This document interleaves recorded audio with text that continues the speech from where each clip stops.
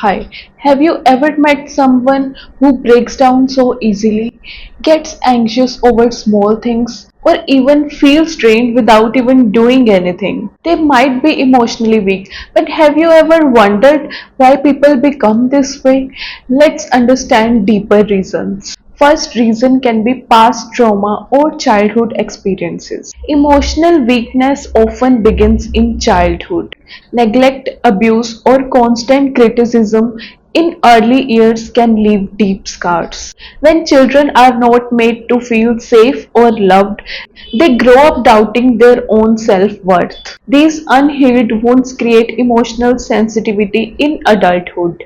Another reason can be lack of emotional support. Everyone needs someone to talk to, but some people live in surroundings where the emotions are not welcome. Don't cry, be strong. Why are you so sensitive? These words are not gonna help them. These words push people to suppress their feelings.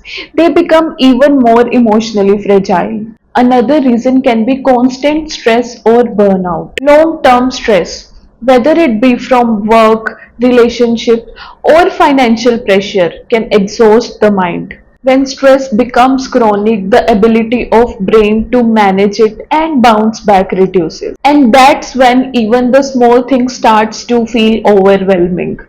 Next is negative self-talk. Do you keep telling yourself, I am not strong, I always fail, nobody cares? These internal dialogues weakens your emotional core more than anything else. What we say to ourselves, we start to believe. Hormonal imbalance or poor lifestyle can be another reason. Lack of proper sleep, unhealthy food, no exercise, some hormonal issues like thyroid or PCOD, it directly affects your mental resilience. You know what Ayurveda says?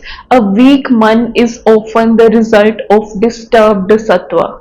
So, how to regain emotional strength? Accept your emotions, don't hide them. Talk to someone, a friend, counselor, or mentor.